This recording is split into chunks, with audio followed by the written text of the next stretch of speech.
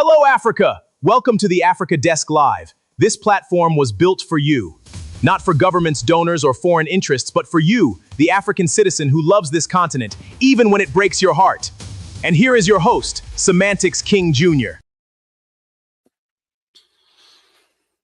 Hello, and welcome everyone to the Africa Desk. Today is August the 22nd.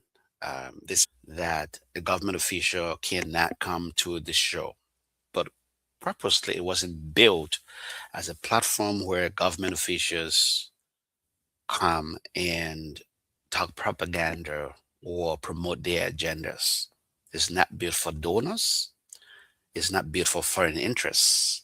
It's built for the African citizen, anywhere that citizen is living, whether in the diaspora or on the continent of Africa. It's for the student who is sitting in a classroom somewhere in Africa. It's for the parent who is struggling every single day to make sure they put food on the table for their children.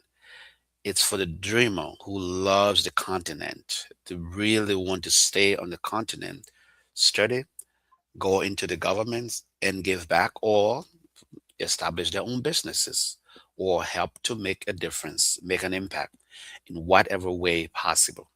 So this space is for them. And this is episode 14 of 54 Conversations. Today, we are in Ethiopia. Yes, Ethiopia. That is where we are today. On June the 1st, Ethiopia voted.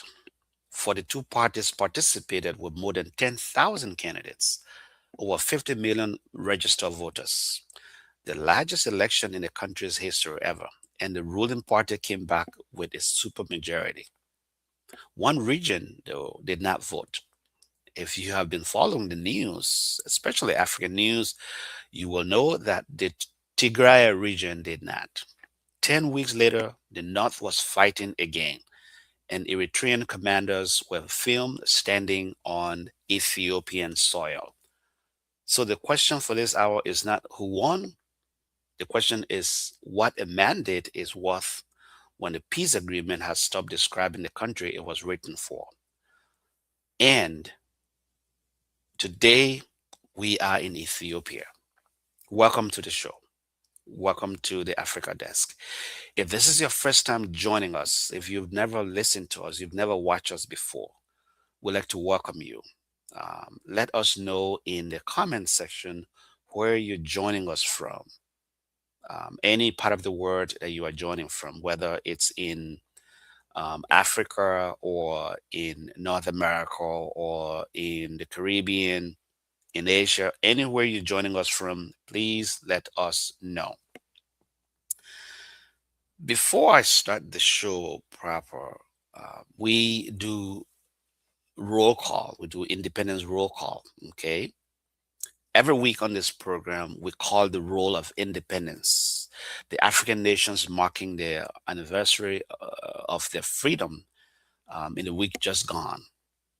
And this week, I have to begin with an absence because this is the Ethiopia episode, and Ethiopia appears on no independence roll call anywhere on this continent.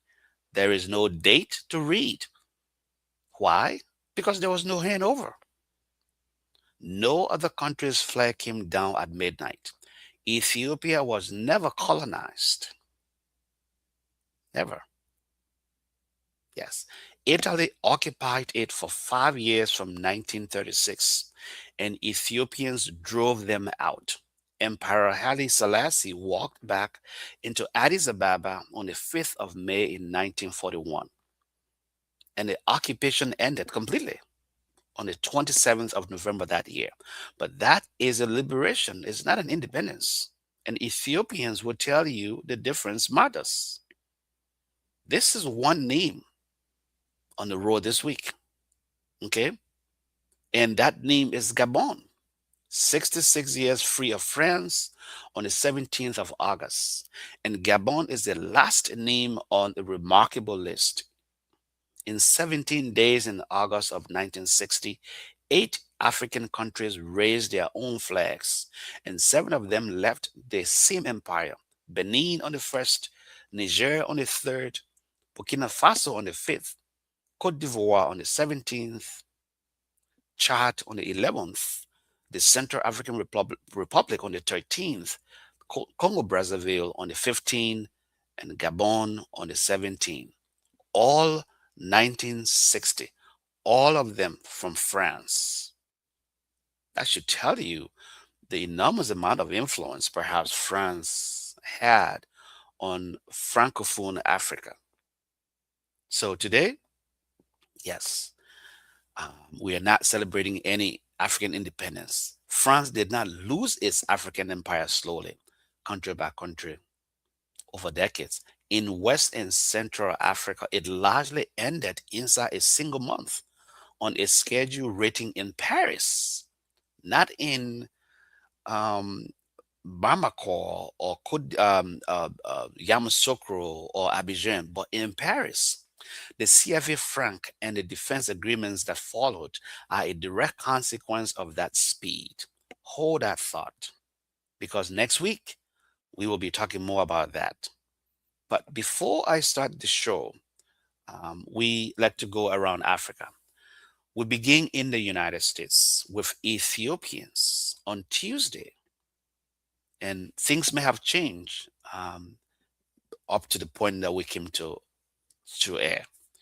A federal judge in Boston, the United States District Judge Brian Murphy, lifted a stay that had been blocking the termination rather of temporary protected status for Ethiopian nationals.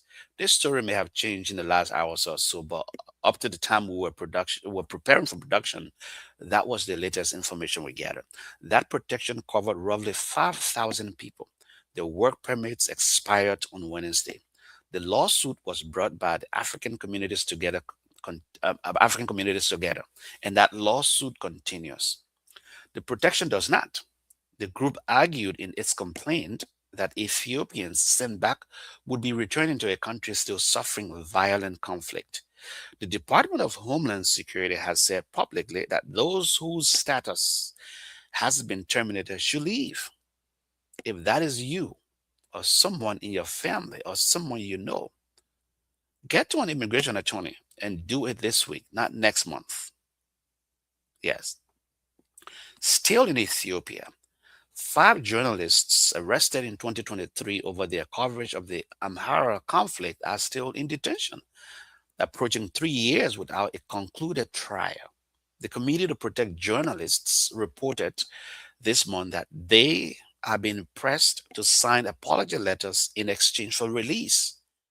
Their lawyer says Ethiopian law does not provide for a pardon before a conviction, and that all 5 have refused to sign. The Committee to Protect Journalists has separately condemned what it describes as an escalating campaign by Ethiopian authorities against the newspaper Addis Standards. To Liberia, former Vice President Joe Howard Taylor has been charged with drug trafficking and money laundering. These are charges, not findings. She's entitled to the presumption of innocence, and we will report the case as it moves, not ahead of it. And to the Democratic Republic of Congo, where the Ebola outbreak declared in May is now the deadliest in that country's history. 2,325 people have died.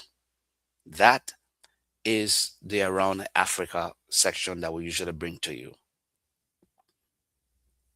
Thank you for joining us. And like I said, welcome to the show. Thank you.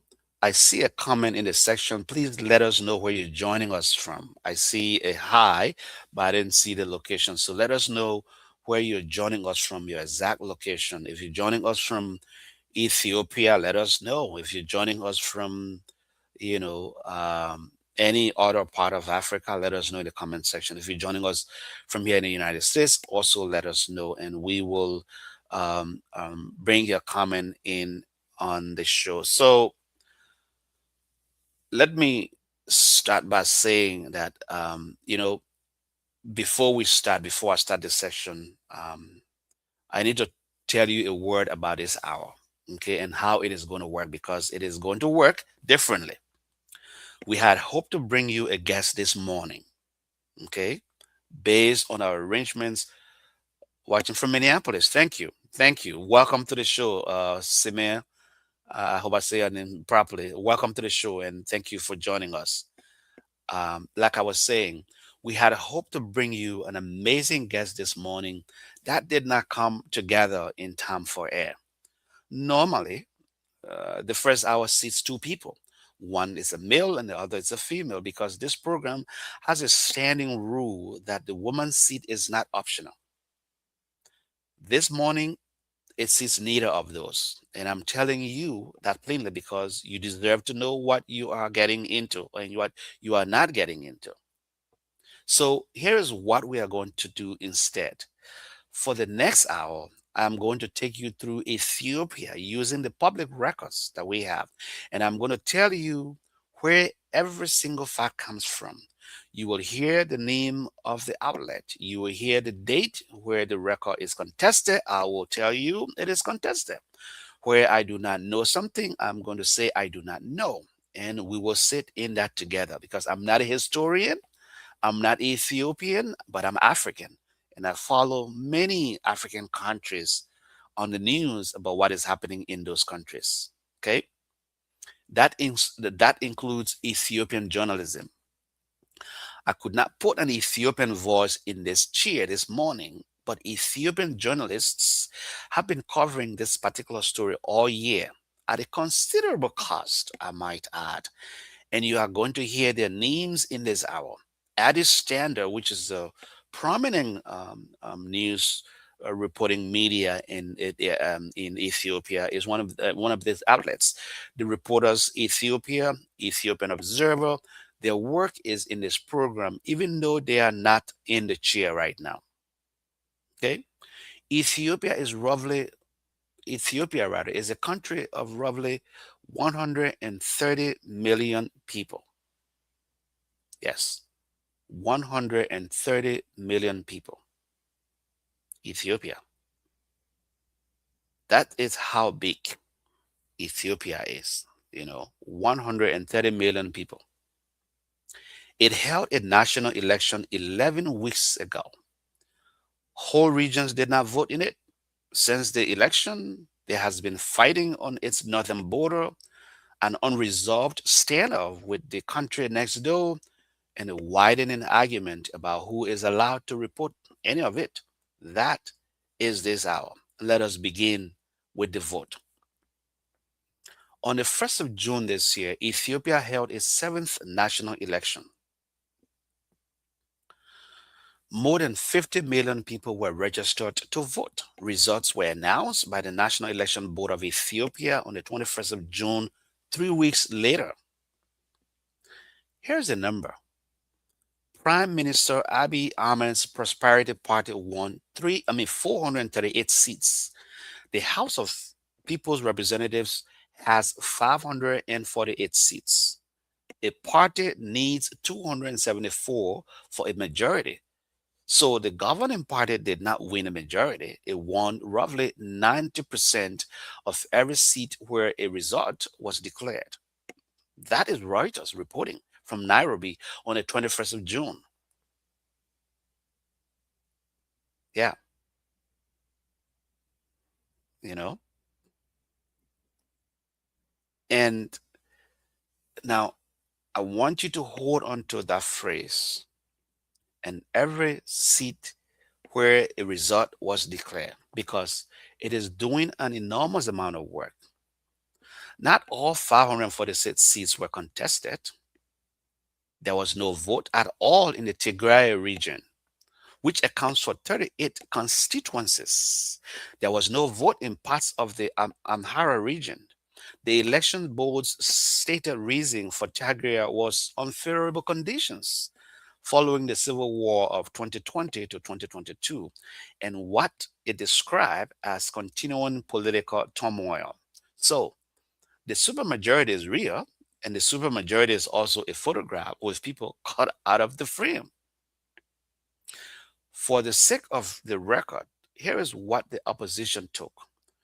The Ethiopian Citizens for Social Justice, known as EZIMA, won 13 seats. The independent candidates took 8.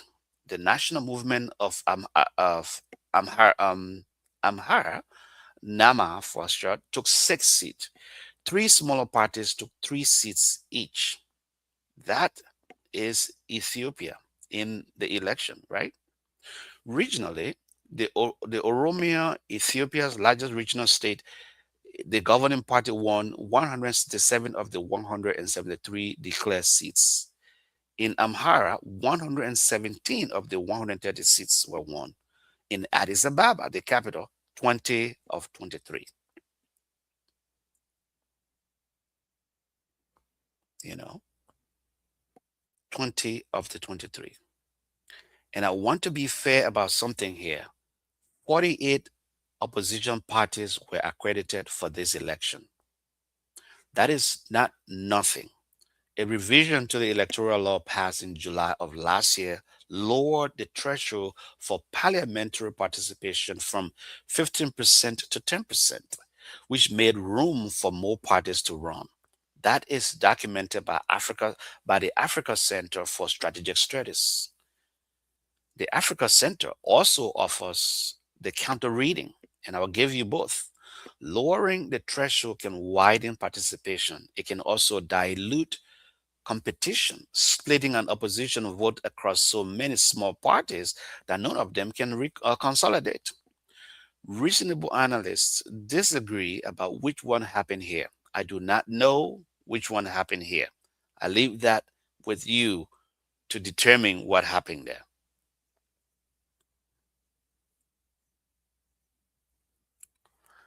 The Center for Strategic Studies and International Studies also published an analysis in July. It was called After the Supermajority.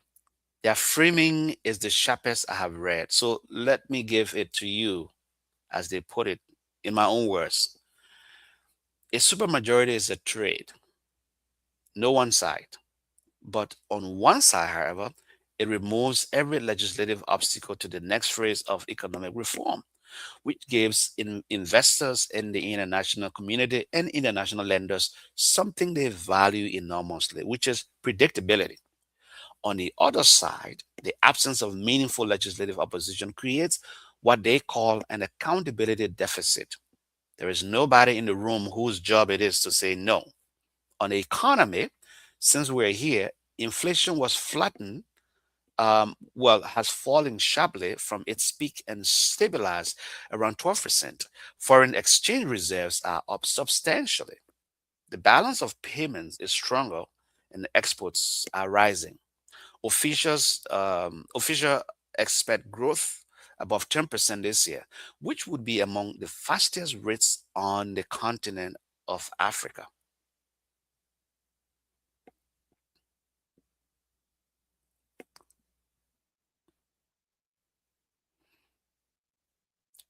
The CSIS rather, which is the Center for Strategic Study, also added a caveat, and it is the caveat that matters here for us as a people and for us as citizens of the continent.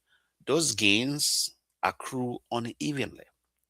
They are felt more by exporters, by banks, and by capital intensive firms than by the majority of Ethiopians dealing with the cost of living, the high cost of living, in fact. The macro number and the household are two different things. President Abiy Ahmed is expected to take the oath of office for a new term in early October. Okay? Now, let's look at the region and the vote itself. 38 constituencies in Tigray had no election. To understand why that sentence is not a technicality, you have to go back. You have to go back. Go way, way back in time. The war in the Tigray region ran from 2020 to 2022. It ended with an agreement signed in Pretoria, South Africa on the 2nd of November 2022. The Atlantic Council puts the death toll at an estimated 600,000 people. 600,000 people. Yes, 600,000 people. I want to say that number slowly and repeatedly. 600,000 people. 600,000 people. That is an estimate, and estimates in that way vary widely, but it is the figure a serious institution is willing to publish. The Pretoria Agreement stopped the fighting. It did not settle the questions. Three things, and each one is still live today. First, demobilization. The agreement provided for it. Tigrayan forces did not disarm, and they still control much of the region. Second is the territory. Western Tigray remains occupied by Amhara militias who claim it. In Ethiopia, this is known as the Waket question, and it is one of those disputes where both sides have a historical argument and neither side has anywhere to go at all. Third, this is the one that has moved most recently. Who governs Tigray? In March of last year, a faction of the Tigray People's Liberation Front, also known as the TPLF, led by Debretsion Gebremichael, took over offices in Meleki, which is the regional capital, in what was widely described as a move against the federally backed interim administration. The interim administration's leader, known as Getachew Reda, ended up in the federal adversary role in Addis Ababa by April. The election board had already declined to register the Tigray People's Liberation Front as a legal party, which is a large part of why no vote could happen there. Now, bring it to 3 weeks ago. One of the first, on the 1st of August this year, an armed incursion crossed into Ethiopia at a place called Sherarina, originating from Sudanese territory, attributed to the Tigray People's Liberation Front aligned forces that go by the name AM 70. The Ethiopian National Defense Force repel it within hours. That account is from the Horn Review, published on the 4th of August. The assessment is worth hearing here because they argue that the military outcome is the least interesting part of it. A raid repelled in hours is not a battle. What it reveals is the shape of the alliance underneath and how thin the peace framework has become. You know? Yes. Fighting continued into that week. Sudan Tribune reported on the 6th of August that the border areas had gone relatively calm after clashes involving heavy artillery and drone strikes. Ethiopian news agencies reported 15 bodies of Tigrayan fighters recovered. The Tigrayan People's Liberation Front accused the federal government of escalation. Addis Ababa issued no official statement at all. No official statement. Yeah. No official statement from the government. Sorry, I'm just going through some of the visuals that I wanted to show you here.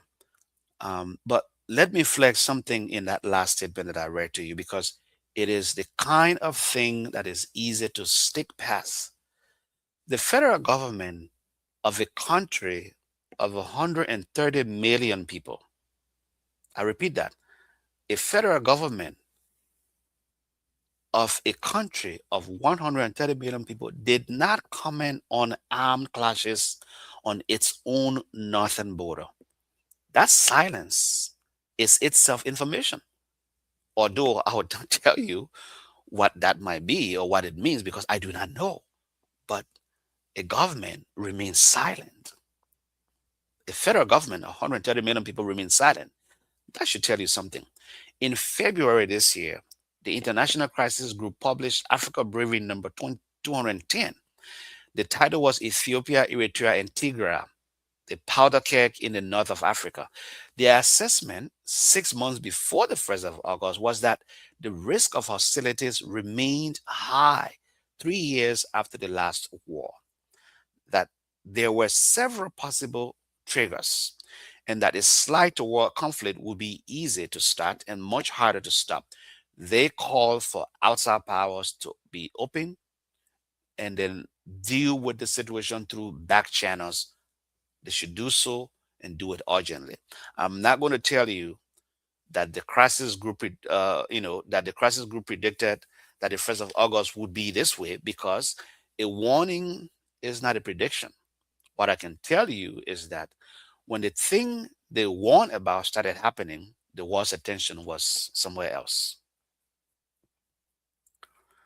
Tigray is the front people know about. It is not the only one, and it will not even be the largest one at all. Tigray region. If you have been following African news, if you have been following war news in some cases, even you may have heard a lot about the Tigray region.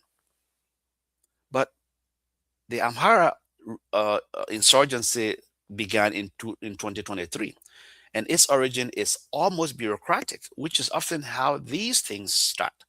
The federal government decided to integrate regional special forces into the federal army. The Amhara Regional Special Forces refused to surrender their weapons. Protests followed. A militia known as Fano took up arms against the federal forces. That account is from the Committee to Protect Journalists in its reporting that was published this month. 3 years on, that conflict was still happening, while it was shaping the election. Parts of Amhara did not vote at all.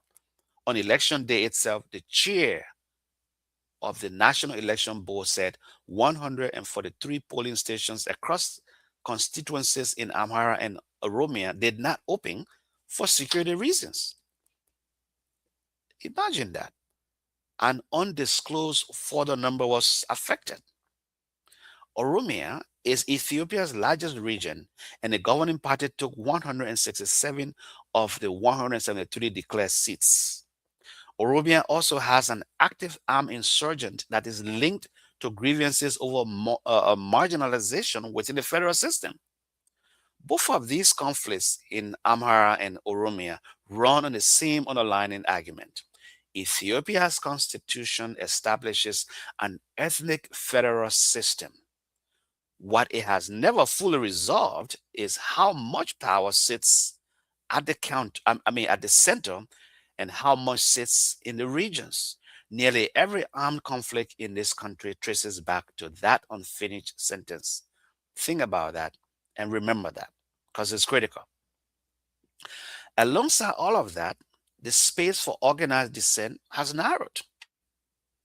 In June of last year, Parliament adopted a draft legislation for a civil society and media act that will grant the government sweeping powers to limit civil society organizations, with particular effect on those doing governance oversight.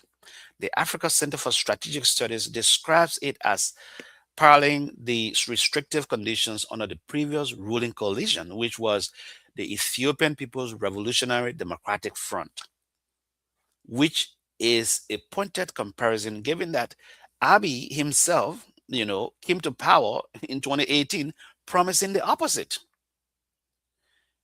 The Ethiopian People's Revolutionary Democratic Front was a dominant ethnic federalist political coalition in Ethiopia that ruled Ethiopia from 1991 to 2019. Yes, it was formed in 1988, and it led the overthrow of the Derg military regime before it was dissolved in late 2019, because most of its member parties merged into what we currently call the Prosperity Party. Over the past year, the Ethiopian authorities have suspended five prominent human rights groups. The Africa Center notes that at times, even the work of the Ethiopian Human Rights Commission, which is a state body, and that particular state body has also been sidelined. The Center for Strategic Study also reads the overall trajectory as a hybrid. The form of federal architecture stays on the page, while substantive authority migrates to the center. The conclusion is the one I would leave with you. I want you to decide that. Whether that produces stability or fracture depends on whether centralization comes paired with genuine accommodation. Consolidating power and addressing grievances are not the same act, and doing the first does not accomplish the second. I want you to remember that, and that is very important. Everything so far has been inside Ethiopia's borders. Now, let us go outside of the border for a second, okay? Because Ethiopia's internal politics and the politics of the entire Horn of Africa are no longer separable. The Center for Strategic Study calls Ethiopia a system level variable for the region, which analysts, basically what they're saying in analyst term, it's basically a simple idea that when Ethiopia moves, everything else moves around it. Ethiopia is a landlocked country. It has been since Eritrea's independence in 1993. Current President Abiy Ahmed has increasingly signaled that regaining access to the Red Sea could be a unifying national cause. And the Atlantic Council, writing in May, read that as a leader looking for something to hold a fractured country together heading into an election. Eritrea has heard it, actually has heard it way you would expect a country to hear a large neighbor talk about needing a coastline, right? The Atlantic Council reported in May that federal troops had been redeployed to Tigray since February. That flights from Meneki to the capital had been sporadically severed, and that residents reported severe banking disruptions. The Ethiopian government has accused Eritrea of aggression and of coordinating with the faction of the Tigray People's Liberation Front. There is a thing called SIMDO Initiative. This was launched in May last year, promoting dialogue between border communities in Eritrea and Tigray. The Ethiopian government criticized it on the argument that it's strengthened ties between Asmara and the Tigray People's Liberation Front at the expense of the federal government. Sudan, and when you look at Sudan, there's a media entity there called the Sudan Tribune. It reported earlier in August on a meeting that was framed as military coordination between Eritrea and Tigray, coinciding with the renewed fighting. There was no immediate official comment from the Ethiopian government, the Eritrean government, or the Tigrayan People's Liberation Front. No comment. The crisis groups read on why this is so dangerous is worth stating here carefully. The compromise between Asmara and the strongest Tigrayan People's Liberation Front faction has infuriated Addis Ababa. If that faction were to move against the federally backed administration in Tigray with Eritrean support, a forthright military response from Addis Ababa becomes very likely. That is the trigger. It is a small one, and it is sitting right there. Yes. If you're just joining us, we are discussing. We are discussing Ethiopia. It is our 14th edition of the 54 conversations we have planned for this year into next year, going all around Africa to introduce each of the countries on the continent of Africa to our audience living on the continent and living abroad. I want to slow down here because what follows is contested. I'm not going to mark exactly where the certainty ends, but I need to slow down and I want you to pay a careful attention here. Since December last year, Sudanese officials have accused Ethiopia of training the Rapid Support Forces fighters and their allied militias. The Rapid Support Forces is one of the two belligerent fighters groups in Sudan's civil war. In March of this year, a governor aligned with the Sudanese armed forces accused Ethiopia of backing the Rapid Support Forces because of the offenses that they had on the border town of Kumok. On the 10th of February, the Reuters news report published a report that Ethiopia had built a secret camp to train the Rapid Support Forces fighters. Satellite images analyzed by Yale University's Humanitarian Research Lab documented activity at the Ethiopian National Defense Force base near Assosa in western Ethiopia that they assess as consistent with military support operations. So understand what is happening here. While we are talking about the Tigray region and the Eritrean issue with Ethiopia, look at what is happening in Sudan. I want you to take a bigger picture here. Look around and zoom out a little bit and see what is happening, because it's important. Okay. Here is the part I would not skip. The Center for Strategic Studies, reviewing that same same evidence in July, described it as contested rather than conclusive. And it said there is genuine uncertainty about the developing engagement. Consistent with is not the same as proof. Satellite imagery shows activity, it does not show intent. I'm giving you the allegation, the evidence over for it, and the caveat, and I'm not going to resolve it for you because I cannot. But you think through that and make your own conclusion. The alignments, because they explain a great deal here. Abiy is close to the United Arab Emirates, which supports the RSF in Sudan. Eritrea had sided with the Sudanese army and has built a relationship with Egypt, which is Ethiopia's principal rival over the Nile waters. The Tigrayan People's Liberation Front has also tilted toward the Sudanese army side of things. And since last December, a rift has opened between the United Arab Emirates and Saudi Arabia, which both have stakes in Sudan. Let's pause for a moment right there, folks. People of Africa,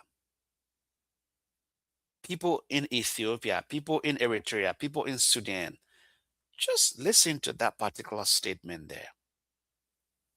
We are talking about uniting Africa to be a powerful force in the world because Africa has lots of natural resources.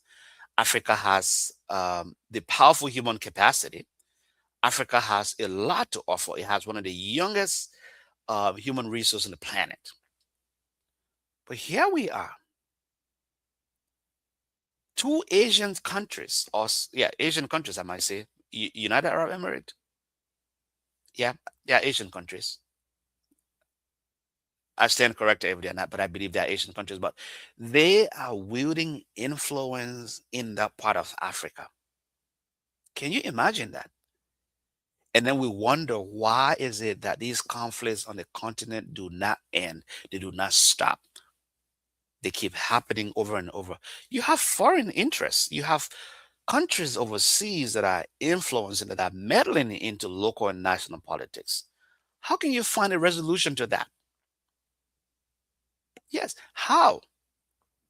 How? I'm going to repeat that because I want you to understand the alignment here again.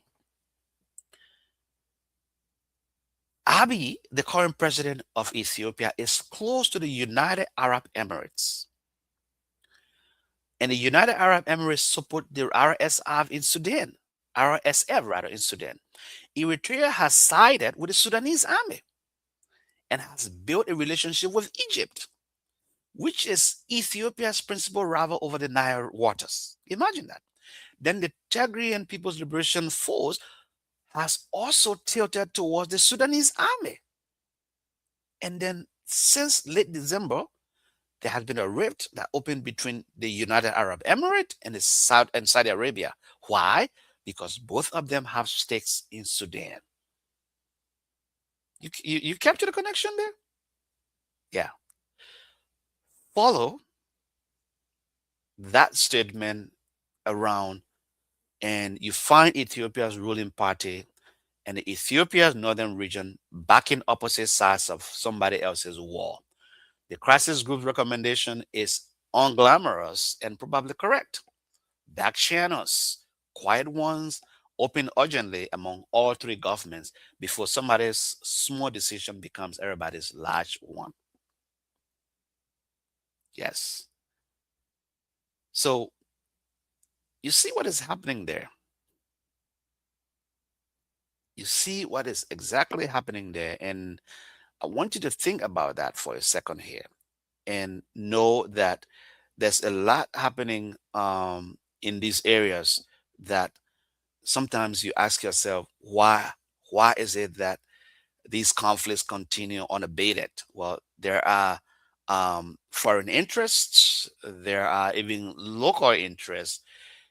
You're trying to bring peace in your country, but then you have forces within the same country that would tear the country apart because of political interests and different interests they have. I want you to think about that and let that sit with you for a moment here. Okay. I told you at the top of this hour that I could not seat a guest this morning for the first hour. We have guests in the second hour, but the guests in the second hour have nothing to do with Ethiopia. Okay. I want to come back to that, and I want to be careful about why.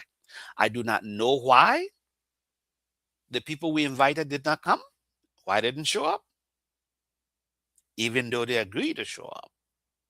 And I'm not going to stand here and suggest to you that they were afraid or because something else happens to them that it might be political. I cannot say that because I do not know that. And it would be unfair to me and to them for me to say that here. Silence is not fear. Sometimes silence is just a falling backs. Maybe that explains it. Yeah. What I can tell you is that what the public record shows about the conditions under which people report on Ethiopia is real. And I can tell you that this is not a small file, it is a huge file. Yes. Now, I'm going to start my final part here with the cleanest example because it connects directly to what we just discussed.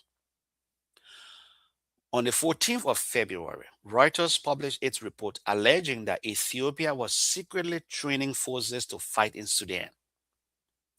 2 days later, on the 16th of February, the Committee to Protect Journalists reported that 3 reporters from Reuters had been barred from reporting.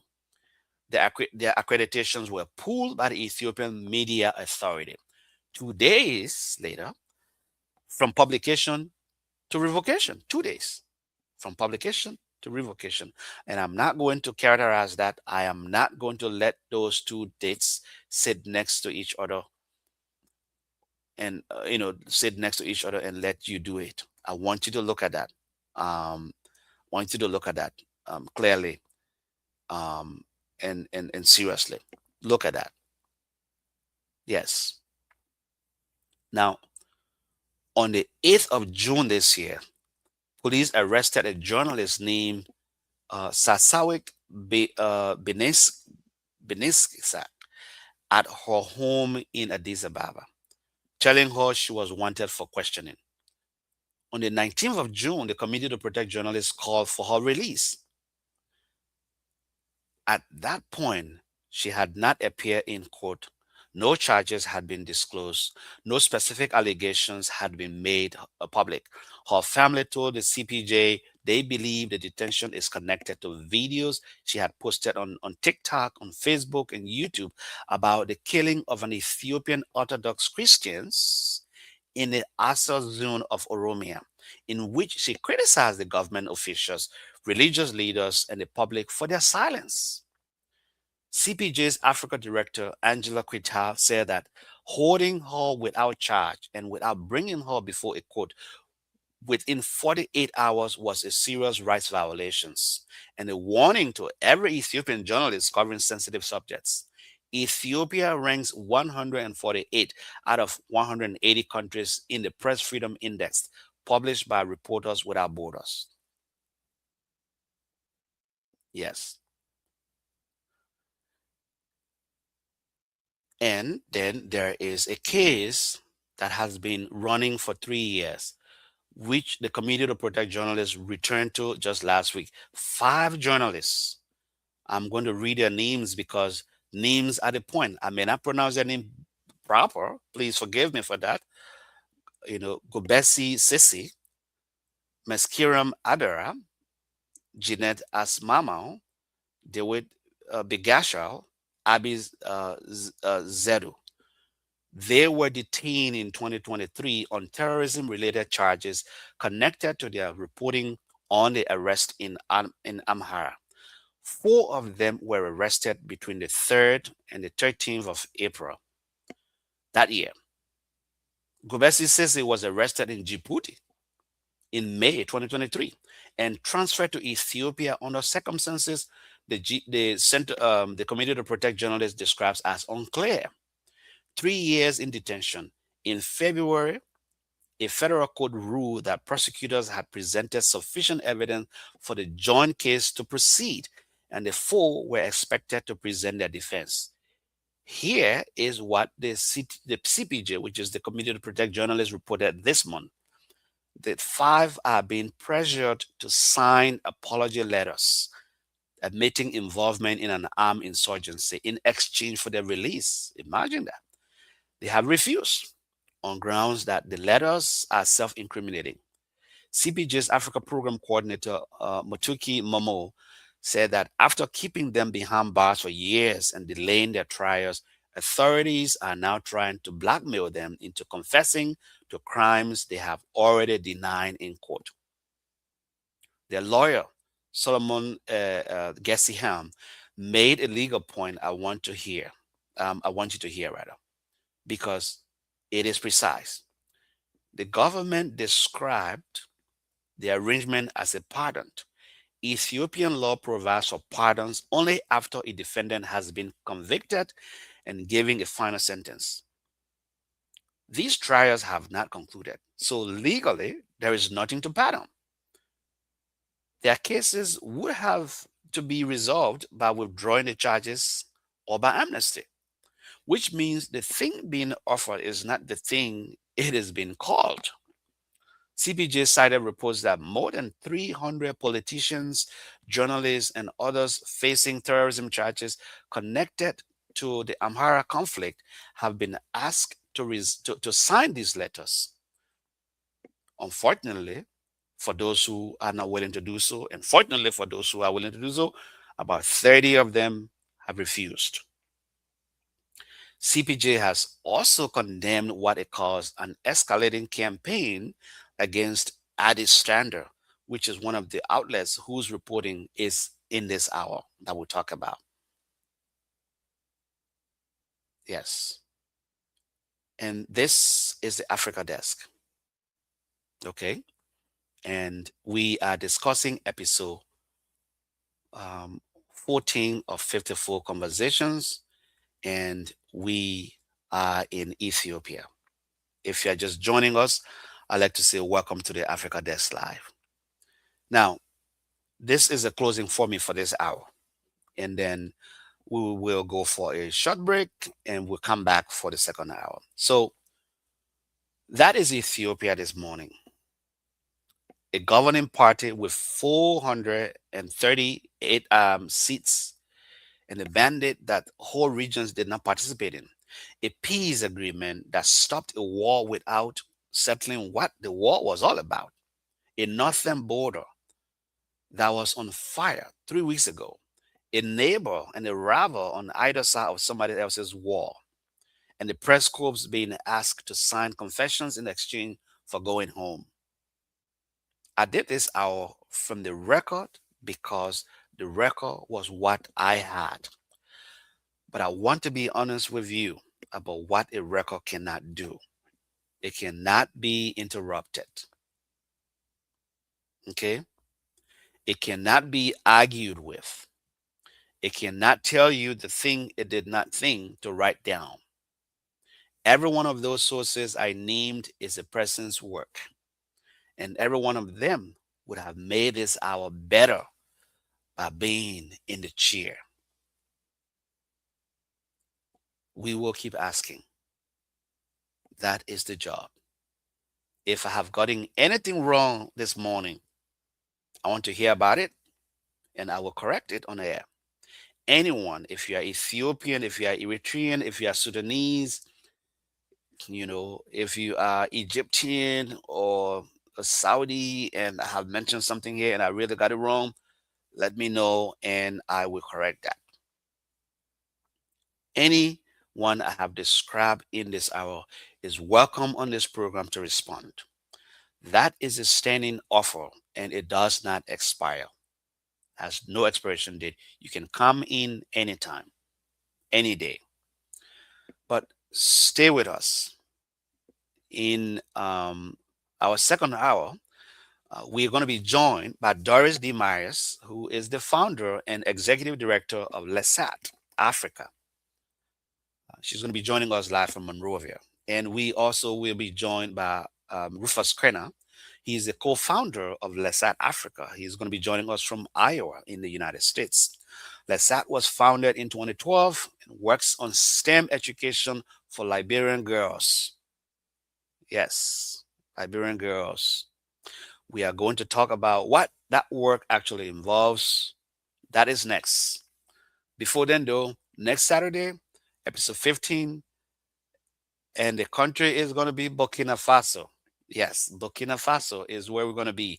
There's a lot about Burkina Faso, a lot on the continent, overseas. There are lots of supporters of its current president, or military leader, if you want to call him that way. There are lots of supporters, and there are a lot of people also who oppose what perhaps he's doing in there. But we will be in Burkina Faso next Friday by the grace of God. And we are hoping to have a fascinating conversation next week on the show.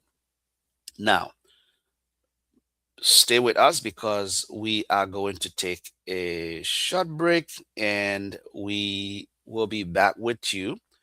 But before I do that, I'd like to let you know that we'll be back. Yes, that's all I can say. That we'll be back shortly.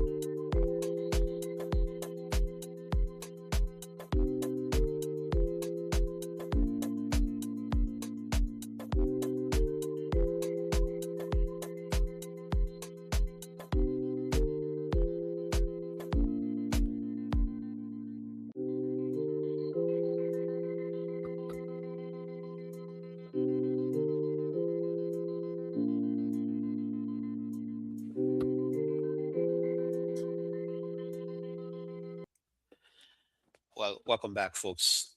This is the Africa Dex Live. I'd like to say welcome back to the program. If you're just joining us, our second hour has never been locked to a featured country. So someone might be wondering, so you talk about Ethiopia now, you're going to be talking about a different country or bringing guests from different countries. So understand this, the first hour is locked to a particular country every week, but the second hour is not.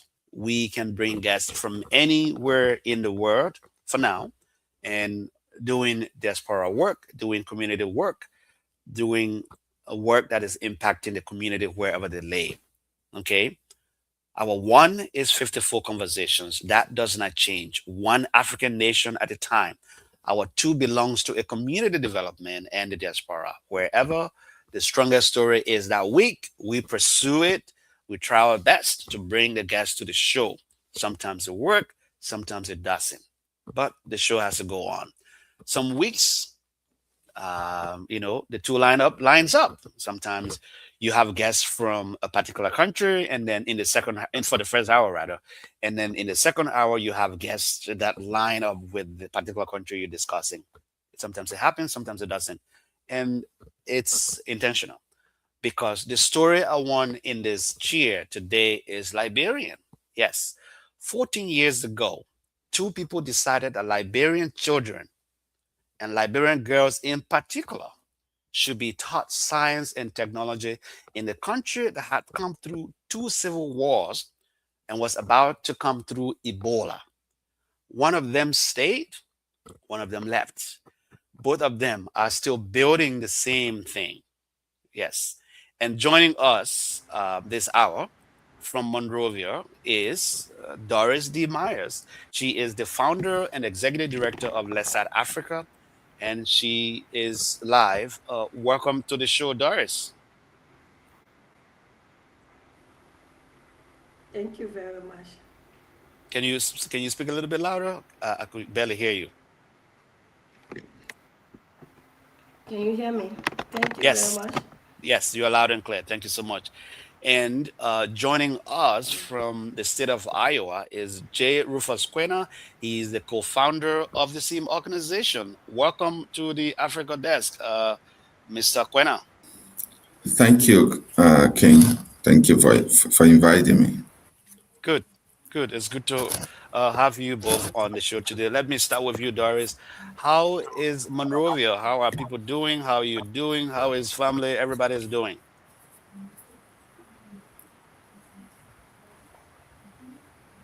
Maria is very fine, and the family is good. We are okay. Thank God for Okay. everything. Okay. I want you to be a little bit audible. I want you to come a little bit closer to the microphone if you are far away from me because I could barely hear you. Okay. Thank you. And Okay. um, Okay. Can you hear me yes, now? yes, loud and clear, better. And Mr. Rufus Quena, can you keep your head in the camera a little bit, please, and tell us how is Iowa, Des Moines, Iowa? Des Moines, Iowa is good. We just have our trade fair ongoing. It's going to be ending on the 25th of this month. It started on the 13th.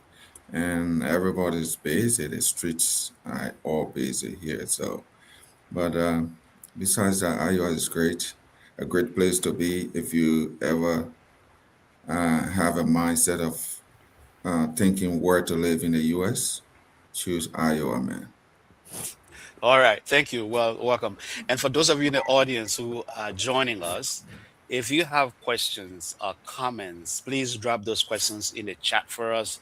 We are going to be raising those questions to either Doris or Rufus Grina. So now let's get to the show. Rufus, let's start with you. Take us back to 2012.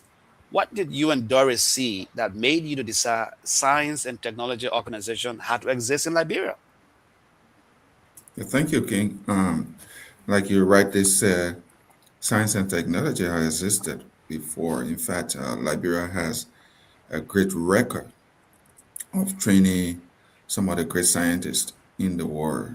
Um, but coming down to the impact of the civil crisis, that led us to having a lot of thoughts because most of our engineers, some of them got killed in the war, some of them traveled out of Liberia. They were resettled to a country of terror, country of asylum, and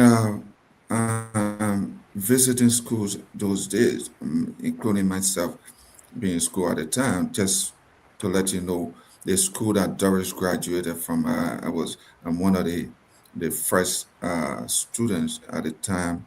It was called Don Bosco Polytechnic, and I was doing electronic and electrical engineering. Yeah, it will interest you to know that most of the time people did not want to do these high quote unquote courses in Liberia, especially female students. So, um, having seen all of these things and knowing the practical aspect of it and then the technical aspect of that, we decided to mentor people, especially from the classroom, and we're using different approach, trying to mentor them, making them to understand that indeed Liberia or the world needs them. And so we decided to start something that is called LISA at the time, and later LISA Africa, because the intent is not only for Liberia but Africa. So it's pronounced Lisa. I call it Lesat. So Yeah, Lisa, can you tell our audience what Lisa stands for? Lessat. I'm going to come to you, Doris, but let me take that for Rufus at the moment. it is called Liberian Encouraging Students in Science and Technology. What a fitting name, Yes, Liberia encouraging students in science and technology. Wow. Liberians. Liberians Yes, encouraging students in science and science. technology. That is amazing. So Yeah. founding something is easy. Rufus, I'm still with you here. 14 years is not. What nearly killed Lisa in the early years and what kept it alive? Because when you start something, there are challenges and difficulties that come with it. And those difficulties can either lead to its demise or dissolution or its growth. So what nearly killed it and what kept it going? Well, one year they killed Lisa. You know, like you rightly said, starting anything, there are challenges, see, huge challenges. And what nearly killed Lisa was uh, funding. Number one, we never had money. We just decided to do something that uh, we had passion for, which was maybe some of the great mistake. I mean, having passion and not having the financial backing is a huge challenge. Mm, So it nearly killed that because in our society at the time, 2012, um, you needed to have strong backing. Maybe mm, in order to get funding, you have to have somebody to push you through. And we never had a contact with maybe government or other people, but we wanted to do something. We saw the needs, and we wanted to do it. So we kept going, even though we were being pushed behind, but we kept going uh, in front. So that's one of the things that nearly killed Lisa. But with the hope and aspiration, mm. we kept going. And we said, you know what, What people, enabled you guys to keep going? Because it nearly funding lack of funding nearly killed you guys, and you've been doing this for what 14 years. It's still ongoing. What has helped it to keep going? um, like I said, uh, that's the hope that we will succeed one day. And I hope we were always in a meeting, we were always communicating and trying to re-strategize. So um, so it kept us going. That's the hope that indeed Liberians need people to encourage them to go into the sciences and engineering. So Mm, it kind of just kept pushing us. We like I said, we have never had any financial backing. mm, So somebody would think that we have a huge funding budget that we use, especially into the sciences. These are expensive. This is an expensive area of specialization, and a tool for science and technology. They are all expensive. But like your question you are asking, how do we manage, or what kept us going? So what kept us going is just, you know, uh, encouraging ourselves and continue to kind of meet with people, letting them know that this is what Liberia needs. Mm, Yeah. Okay, well, I'm going to go into detail with that, and I'm going to turn over to Doris here. Doris, Rufus is giving us the foundation of this organization here. Tell us, Doris, what does this organization look like now on the ground in Monrovia compared to the thing the two of you started or imagined in 2012?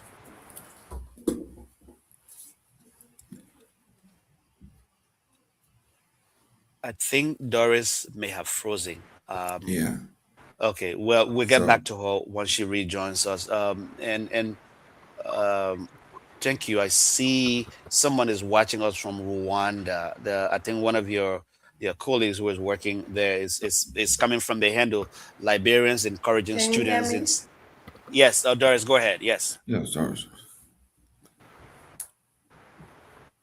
Did you get my question, Doris? Okay, it looks like we're having some issues there. So I'm going to flip it over to Rufus. Rufus, maybe once Doris has some connection, we can give her the question. But if you have an idea, because you're not on the ground in Monrovia, but you're working together, I think Doris is back. Doris, I was asking you for you to tell us, um, you know, what the organization look like on the ground now compared to when you guys started in 2012.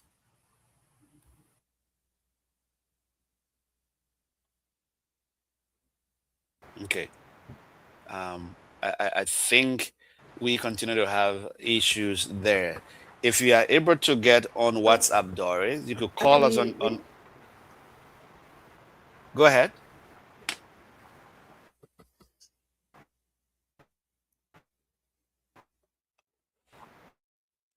Okay.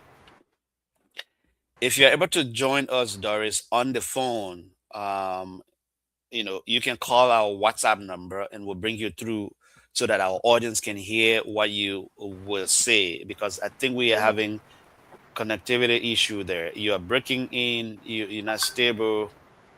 Okay.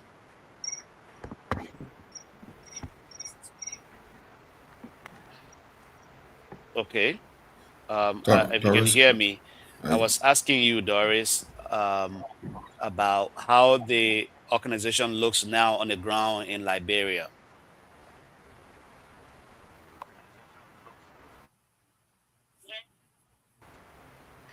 Well, I think it's far better than before. Well, our aim was to get Liberians to become internally motivated to excel in the sciences, to take on careers in science, technology, engineering, and mathematics.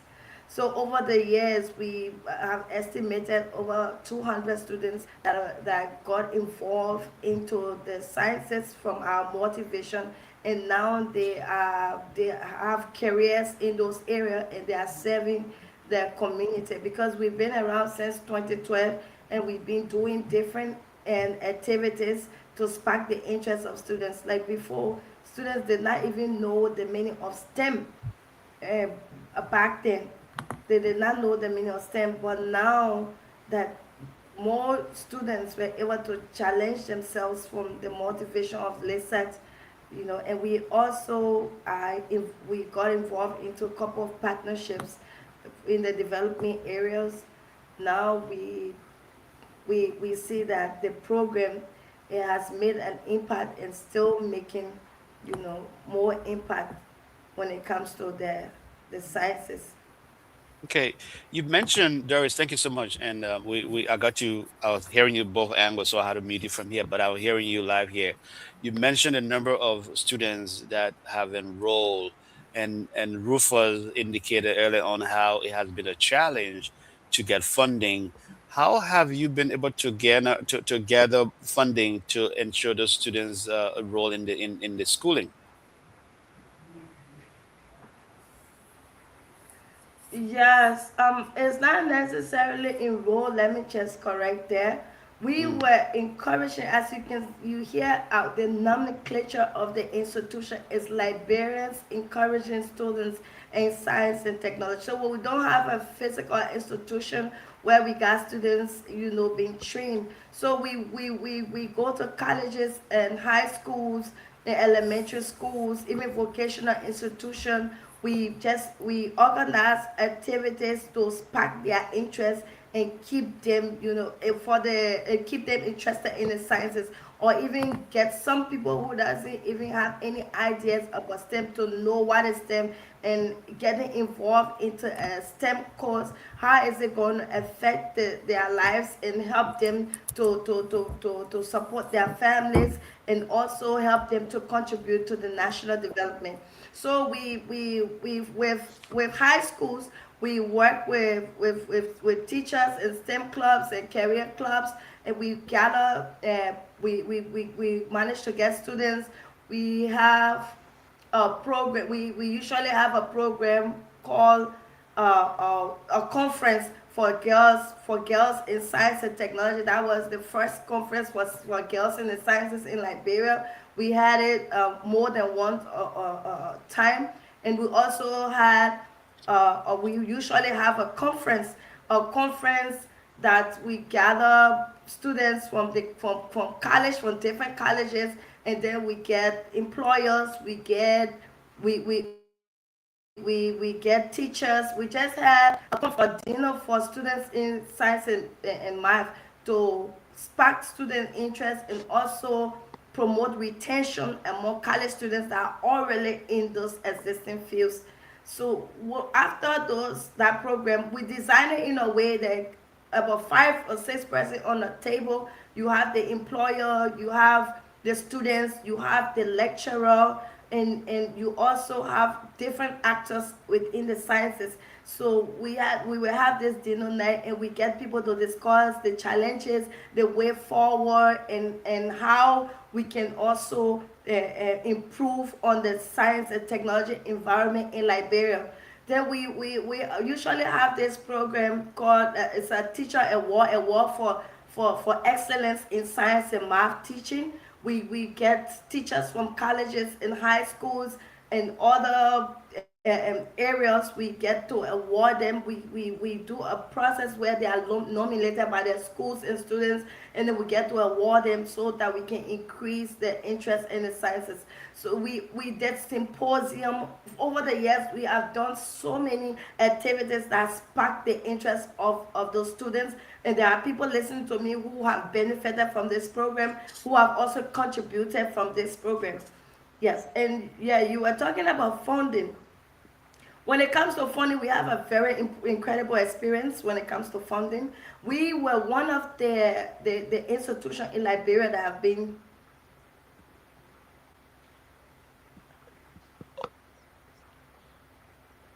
Go ahead. Go ahead. Go ahead. Can you hear me? Yes, I can hear you. Go ahead. Sorry. So, Sorry, I didn't mean to am interrupt I you there. online? You are online. We can see you. We can hear you. Yes, continue. Doris, you are good. You are online. Continue, Doris. Are you seeing me, Doris? Yeah, yeah, just give me a minute. I think I may have thrown her I'm off balance because I was getting some feedback. If it gives you some difficulties, maybe you can go out and then come back in, Doris. let's see. Sorry, you were on track Okay. there. I had you on speaker here, and I was getting a feedback, so I had to get you off the phone because I was hearing you here, and apparently that may have triggered something. My apology there, but what Doris? Okay. Yeah, go Okay, ahead. Are you okay. settled now? Yeah. I think Are Doris we is getting. are we okay now? Yes, go ahead. Yes. Yes. So thank you for explaining all Can that. you hear me now? Yes, Doris, we can hear you. Yes. Yes. Um, Rufus, Doris explained some of the activities they've been doing there, and my question basically was on funding. And it's good she corrected some things she talked about the school enrollment there. But I wanted you to tell us more here. You know, why girls specifically? And I'm asking these questions. I may know the answer, but my audience may not, because we have non-Liberian audiences that watch the show even after the show is off, and they watch the clips, they watch the videos. Why specifically Liberian girls? What happens to a Liberian girl who turns out to be a good mathematician and has nobody around her to expect anything at all? Why? Why Liberian girl? Thank you, King.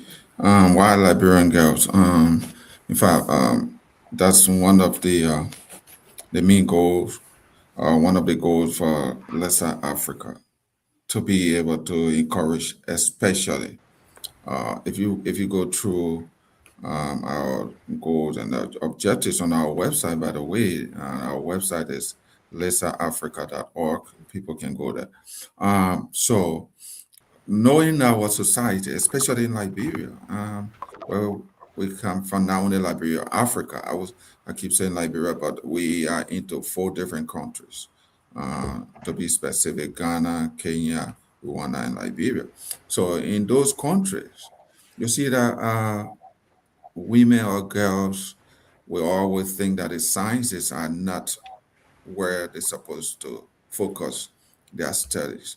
And so, like Doris said, our goal is to encourage people, young people especially, the girls, younger girls who feel that they cannot, based on our culture, they cannot compete with their male counterparts.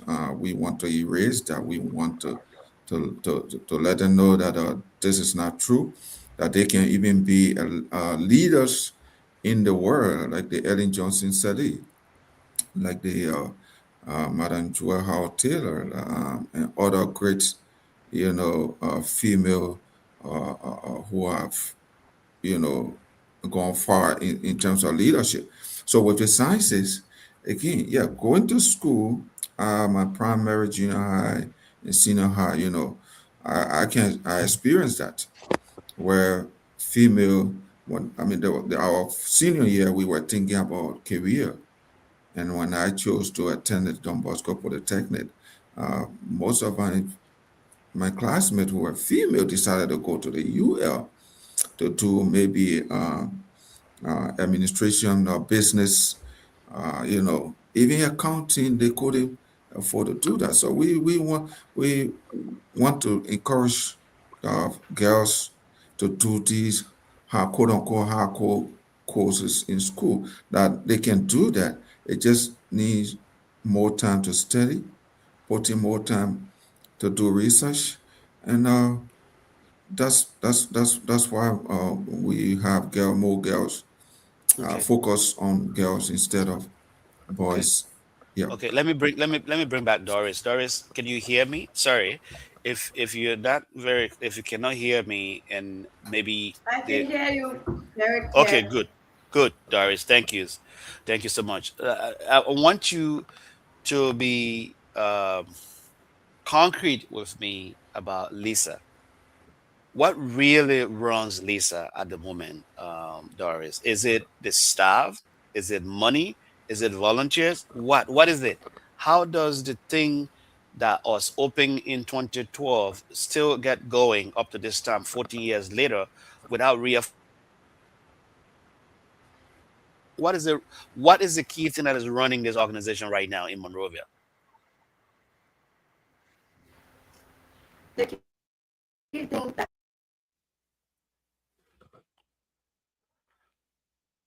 Okay, okay. Um, I think And you have Kim, froze. this Yeah. is a practical analysis about what we are talking about technology in Liberia versus where I sit. I'm not in any way trying to degrade Africa or Liberia, but these are things we want young people to get to know, because there are ways that you can work on that. So if young people, we have more people into technology, trust me, Liberia will be better off in terms of these things. So that's just some of our focal point, in terms of why we encourage medium young girls. And you see that girls will always do better up when they pick courses than Hello, Doris. Can you hear me? boys. Oh, hang on, Rufus. Can you hear me? She went off. Yes. Okay. Good. Sorry. So I think we were having issue with the video there. Now you are live on the show. I was asking you what is keeping Lisa running. Is it money? Is it the staff? Is it volunteerism? What is helping this organization to continuously run?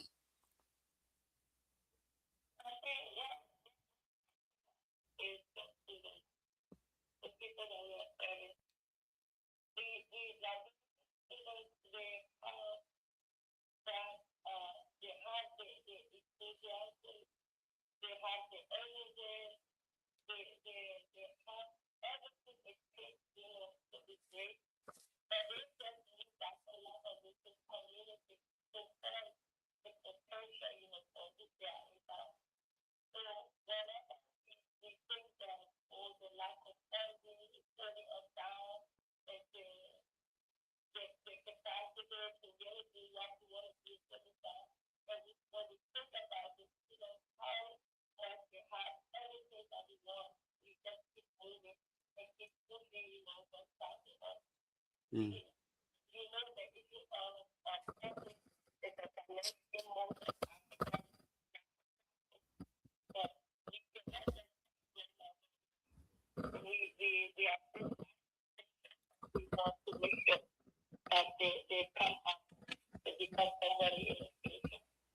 Okay, I receive a comment here that they were not hearing you. Let me try something here. I've never tried this, so audience, please bear with me and see. And let me know in the comment, please, when I get this off. You let me know if you can hear her. Okay. Rufus, can you hear me? Rufus Quena, can you hear me? Yes, I can hear you. Okay.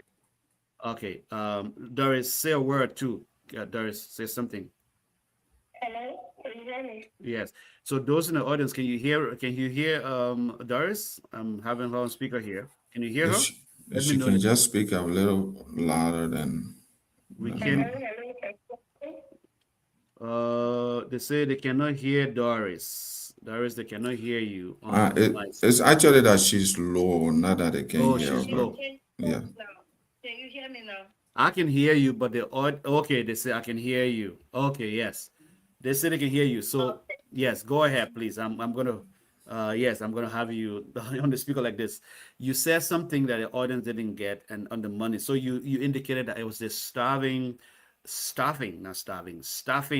helping to keep the organization running, voluntary work, correct? Yeah, it's a voluntary work, and I also added what's really taking us time to keep up with the program is the students that we are serving. The students that we are serving, they are packed with potential and the enthusiasm, the energy, they have everything, but they are just looking for that.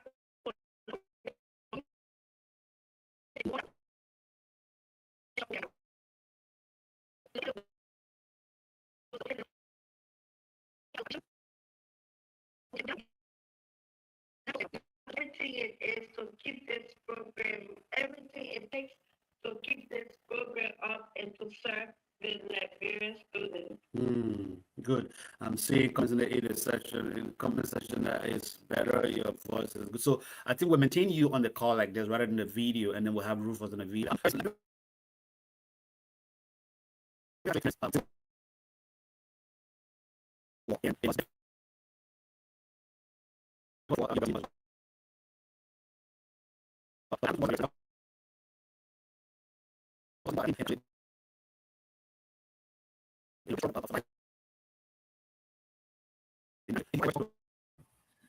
King, I don't think I can hear you.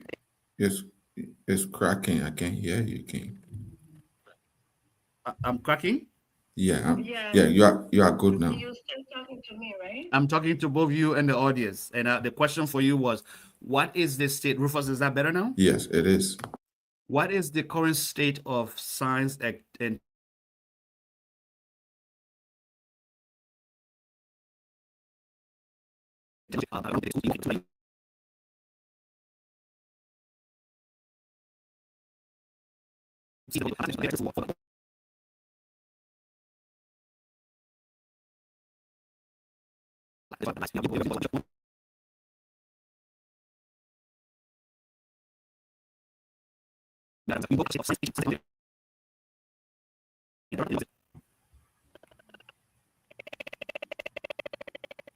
Improving better than 13 years ago, but yeah, there are still work to be done.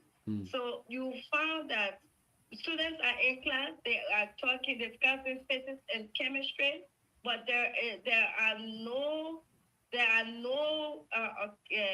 physical material like a kit or anything to demonstrate those physics, for application.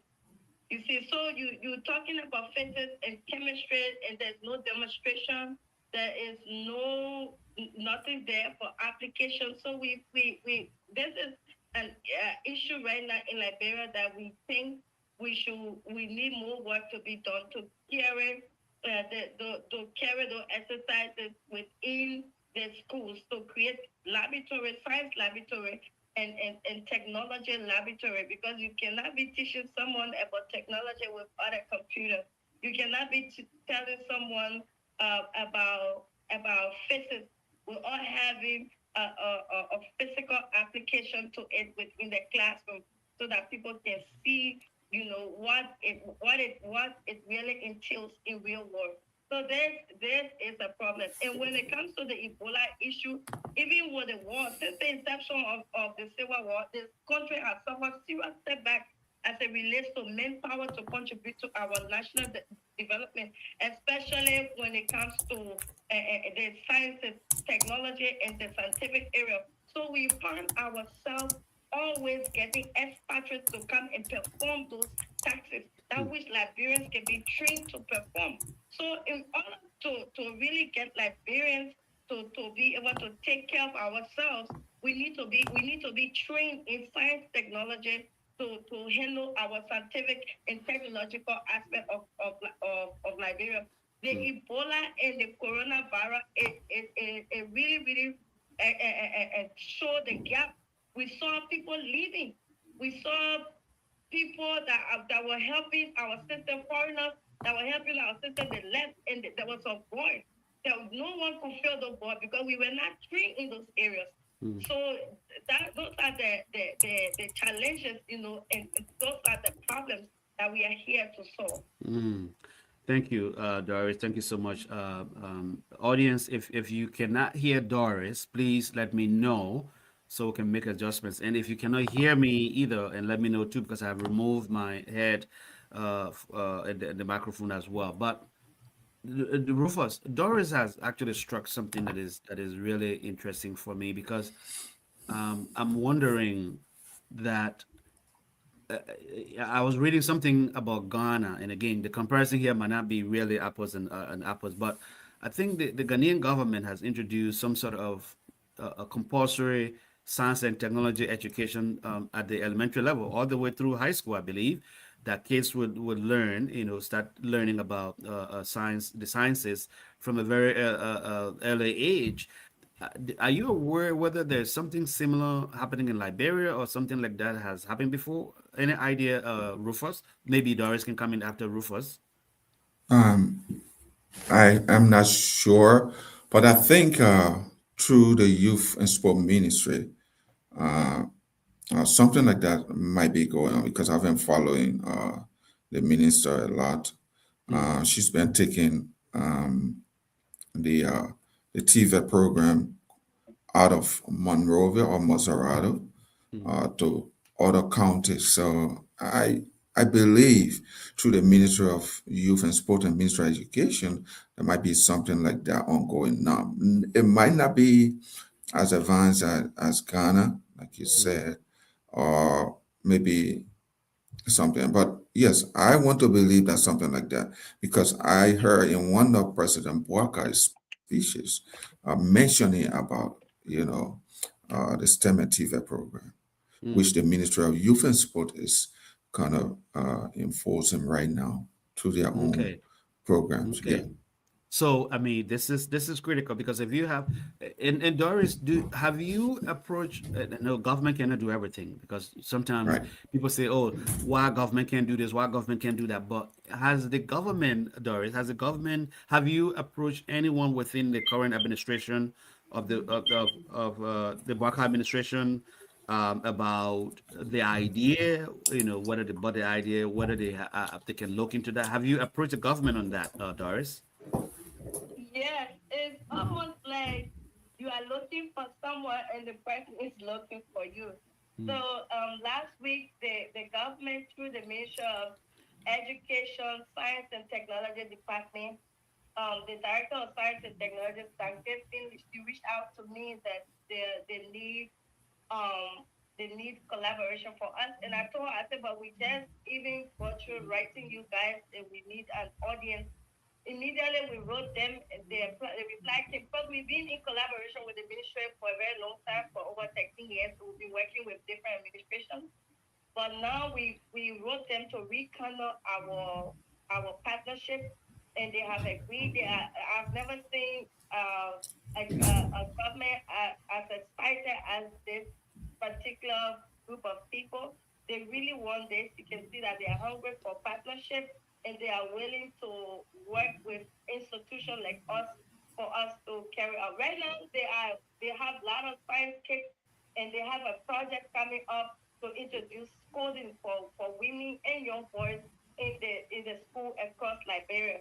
So we are looking forward to working with them so that we can implement. Like you said, the government cannot do anything.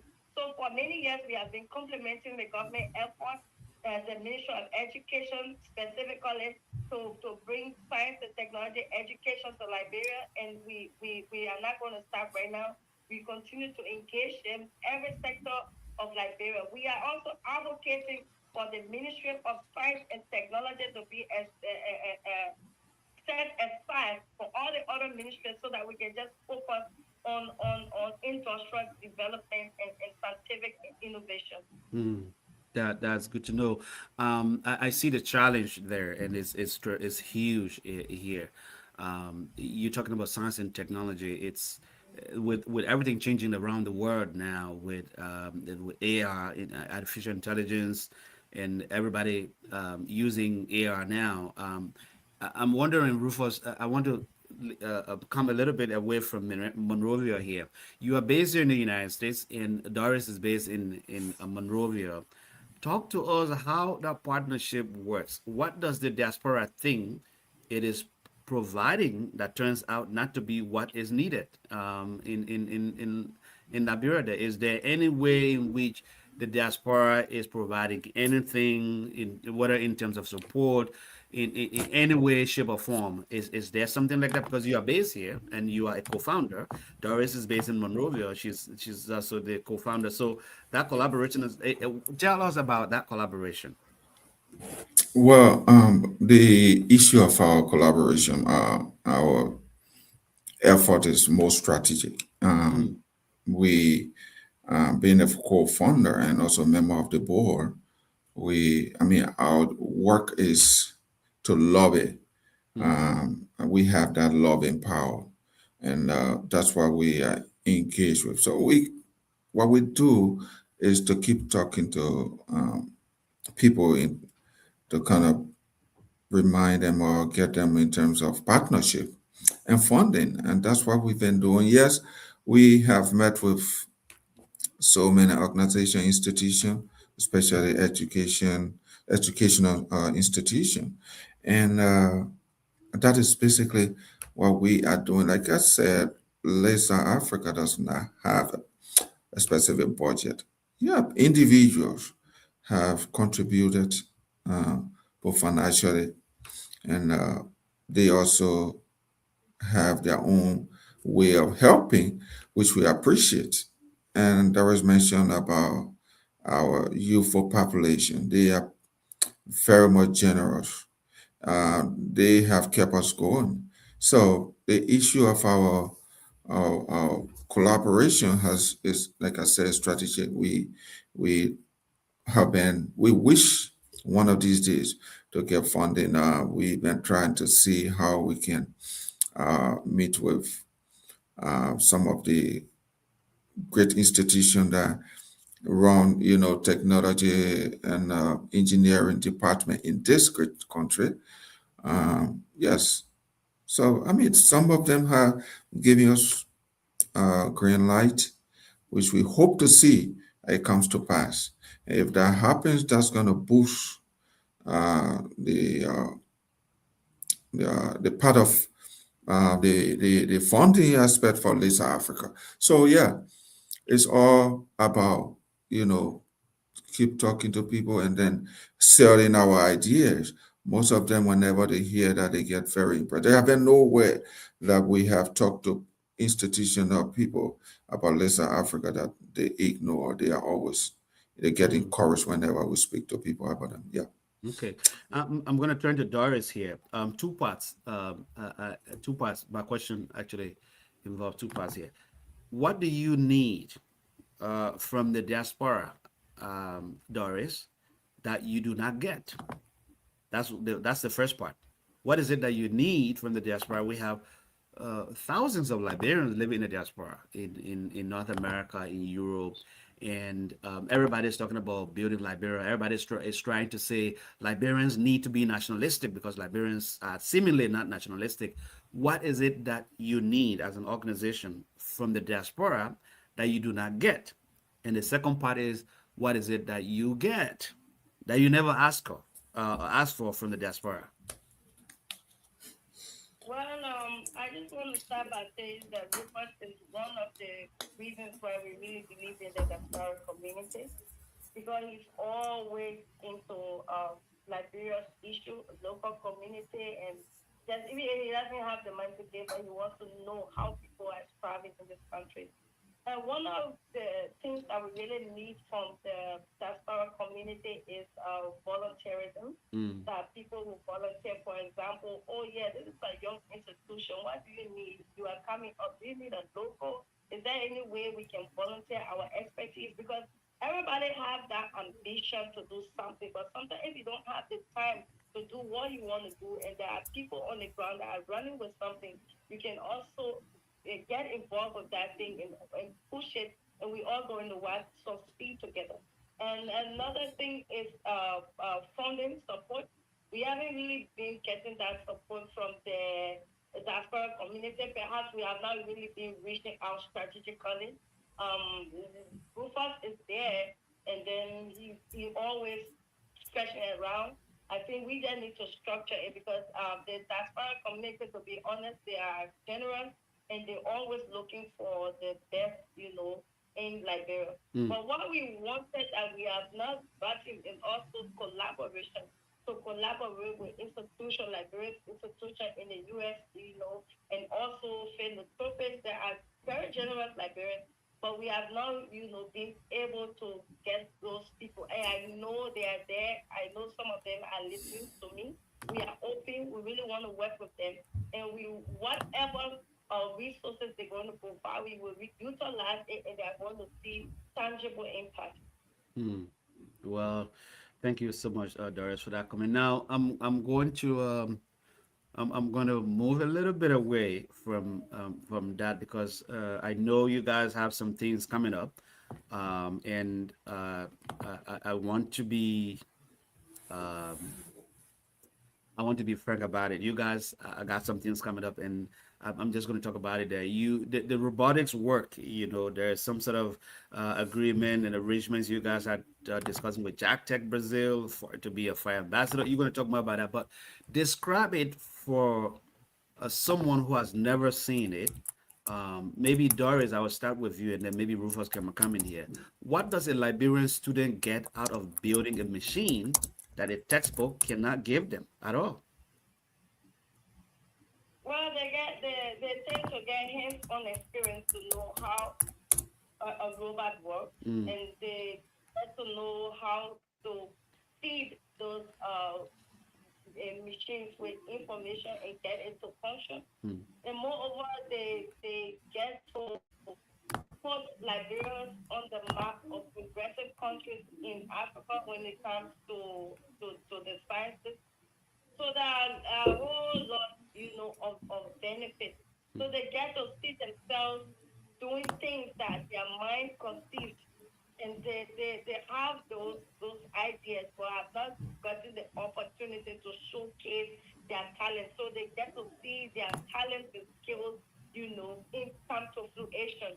Like if you see if you have been taught to code and taught to build a robot, and you see that robot functioning, or because there are different areas you are taught to come up with a sketch, like a drawing, because we are here to solve the sustainable energy problem, and you giving us the energy problem, how you can solve, how you think we can solve an energy problem, how can we store energy for a later date, how can we generate new energy. When you see your work come to life, we help you for your work to come to life, and you compete at an international stage and win. It's going to bring success to the country. It's going to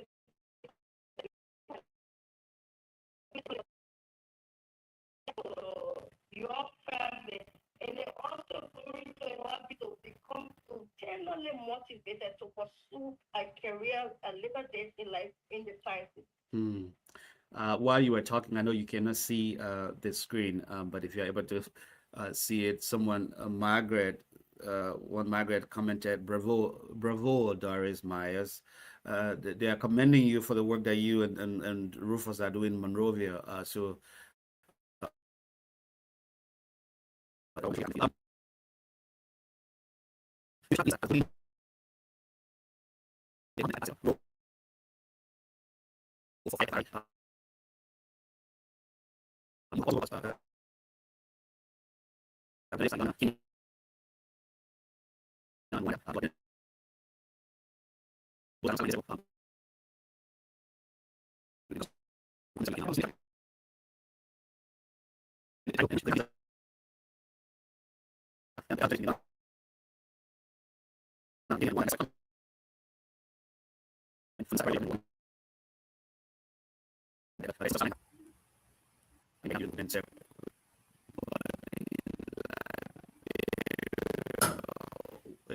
Explain to us what the reason for the gap. Okay, yeah. So we communicated to our partners that based on the curriculum in most of the African countries, they are on holiday. So Rwanda is on a holiday, Ghana is on a holiday, and even Kenya is also on a holiday. So with Liberia, we can handle Liberia because we have identified with schools that have STEM clubs and other existing teams that we can start to work with. So for now, in this year, we are only going to work with Liberia. We started with Rwanda, but it's difficult to get the students because they are all on holiday. Most of the time when they're on holiday, they go to their villages and they go far away, and they cannot, easily be accessible. So right now we are working with Liberia to be able to get the Liberian team ready for the competition, because they will be competing with Mexico and different countries, Brazil, and just other North American countries. So, Rufus, can you say more about this competition here, Liberia STEM Robotics Competition 2026, with Jack Tech? Talk to our audience more about what this is about and how people can compete. I know we broadcasting from the United States, but there are listeners around in Liberia that most of them actually watch our show even after the live. Talk to us more about this competition. What is it about, and how can people participate? Like you see, the topic there is a Fire 2026 Liberia's STEM robotic competition, like Doris rightly said. The intent was to go across Africa, which we are starting with Liberia. And you did ask a question about why it is. The robotic competition, just to the layman ideas, because we are using from primary, up to college level. So it is the means where the computer can sense, movement, how to they, you know, um, make choice in acting or moving about, things like the camera that we use. Um, uh, that is an example, a typical example, or like the drone that they use flying all over. Let's say the remote car that kids will always cry for, So this competition is all about the partnership, which Mm. started like first rightly mentioned, and the competition. We have I think you a are jingle cutting off. that You are cutting we'll be off and sharing on. on their page. You are cutting Oh, off and on. are I you don't know if hearing me my now? audience. Yeah, I'm hearing, but you are cutting off and on. I'm seeing a comment that they cannot hear me. If is I'm not being heard. Can you hear me in the audience? I see one comment that I cannot hear you. That was previously. I was not also hearing at the time Doris was speaking, but right now Oh, okay, okay, I can hear you, Hmm. and you Okay. know So the competition, if a young girl wants to participate in this competition that is coming up, number one, exactly what's the date? When is it happening, and who is qualified to compete, and who is not? Doris, maybe I'll flip the question right, to you. When right. is this competition happening? Exactly where the location, where it's happening, what the date is, what the time is, and who can and cannot participate. Okay, so the competition, thank you very much for that important question. The competition comes in uh, two phases. The first one will be an online competition where uh, the applicants will be evaluated online by a robotic company in Brazil. And then for the date, we have September 30th to submit the final submission, to submit all of our prototypes and all of the material for the competition. It means that the students have went to work, they have developed something, and then because we already have the format, we have started to go to school and orientate them. So that in the 30th will be the final deadline. And November 1st, the winner will be announced. And when the winner is announced, there will be a trophy coming to your country, and there are 4 other organizations that will get extra prizes too for the mentors. So if you have a mentor on your team that mentoring or the students, there will be a prize. And all those prizes, the school will tell us how we can ship those things from Brazil to Liberia if Liberia wins also. But I just for participating in the competition, you are going to get a certificate of recognition, whether you win or you have not won. We got prize for the first winner, second winner, and third winner, like that. Hmm. And also for the next one, the teams Liberia will be eligible to send teams from Liberia to Brazil for the next competition. By then, we have already understood deeply about how it works, and then we will go to Brazil for the competition. But as for the first one, it's an online competition, and we will be presenting all online. The teams the teams will do recording when they are building the prototype will be there. We later will be there to mentor them and provide every resources that they will need to come up with something that we can take and compete and put Liberia on the map of progressive countries in Africa and in the world. Hmm. So if uh, people, the participants, are they only Liberia based, or can someone in Ghana participate, someone in Rwanda participate, something like that? So right now, now it is only Liberia for now. Okay. So for next year, we Mm. are going to make sure we get other countries from Africa into the competition. So, Okay. but right now we are just focusing on Liberia. We are here to mentor Liberian students. Most of the students, like I said, in those other countries for our assessment, if I was just in Ghana, they are on a holiday Mm. in Ghana, except for few students that are in vacation school. Mm. Okay. Mm. I'm gonna play a short video here. I think it's about roughly 1 minute 21 seconds or so.